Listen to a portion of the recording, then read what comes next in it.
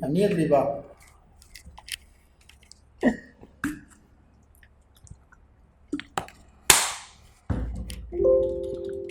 அண்ணே, காலையிலேருந்து ஒரே விக்கலாக வந்துக்கிட்டு இருக்குண்ணே.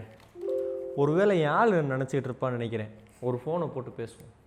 தம்பி, விக்கல் வந்தால் உன் ஆள் நினைக்கான்னு காரணம் கிடையாது. விக்கல் வந்தால் அதுக்கு வேறு காரணம் இருக்குது.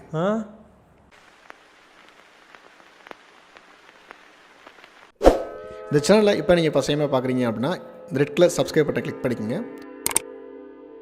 கூட வைக்கிற பெல் சிம்லையும் கிளிக் பண்ணிக்கோங்க. அப்போ தான் நாங்கள் பண்ணுற நெக்ஸ்ட் அப்டேட்ஸ் உங்கள் மொபைல் ஃபோனுக்கு நோட்டிஃபிகேஷன் வந்துடும்.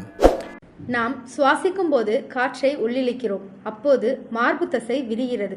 மார்புக்கும் வயிற்றுக்கும் இடையில் நுரையீரலை ஒட்டியுள்ள டயஃப்ரம் என்னும் உதரவிதானமும் அப்போது விரிகிறது.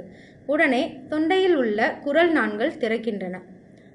நுரையீரலுக்குள் காற்றின் அழுத்தம் குறைகிறது. அதே நேரம் நுரையீரலுக்குள் காற்று செல்ல அதிக இடம் கிடைக்கிறது. இதனால் நாம் சுவாசிக்கும் காற்று திறந்த குரல் நாண்கள் வழியாக தங்கு தடையின்றி நுரையீரலுக்குள் நுழைகின்றன. இதுதான் இயல்பான சுவாச நிகழ்வு. சில நேரங்களில் மார்பு பகுதியில் உள்ள நரம்புகள் டயஃப்ராமை எரிச்சல் படுத்துவதினால் அது மூளை கட்டுப்பாட்டை மீறி தன்னிச்சையாக திடீர் என்று சுருங்க ஆரம்பித்துவிடும். அப்போது குரல் நாண்கள் சரியாக திறப்பதில்லை. அந்த மாதிரியான நேரங்களில் நாம் சுவாசிக்கும் காற்று குரல் நாண்களின் குறுகிய இடைவெளி வழியாகத்தான் அங்கு சென்று திரும்ப வேண்டும். அப்போது அந்த காற்று ஒரு புல்லாங்குழலில் காற்று தடைபடும் பொழுது இசை ஒலி உண்டாவது போல் தொண்டையில் விக் விக் என்று ஒரு வினோத ஒலி எழும்புகிறது. இதுதான் விக்கல். விக்கல் வருவதற்கான காரணங்கள்: நாம் வேகமாக சாப்பிடும் போதும் சூடாக சாப்பிடும் போதும் தேவையான அளவு தண்ணீர் குடிக்காமல் இருப்பதும், அளவுக்கு அதிகமாக உணவு உண்பதும், புகைப்பிடிப்பதும் மற்றும் கொழுப்பு அதிகமாக உள்ள உணவுகளை உண்ணும் போதும் விக்கல் ஏற்படுகிறது. 2 நாட்களுக்கு மேல் விக்கல் தொடர்ச்சியாக ஏற்பட்டால் அது நோய்க்கான அறிகுறி.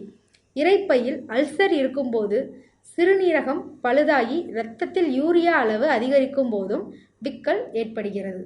விக்கலை நிறுத்தும் வழிமுறைகள்: மூச்சை நன்றாக உள்ளிழுத்து அடக்கிக் கொள்ளுங்கள்.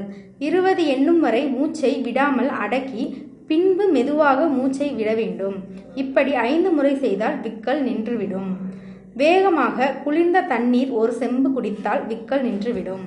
ஒரு தேக்கரண்டி சர்க்கரையை நாக்கில் வைத்து தானாக கரைய விட்டால் விக்கல் நின்றுவிடும். எலுமிச்சை சாறுடன் சர்க்கரை சேர்த்து குடித்தால் விக்கல் நின்றுவிடும். இதுதான் காரணம்.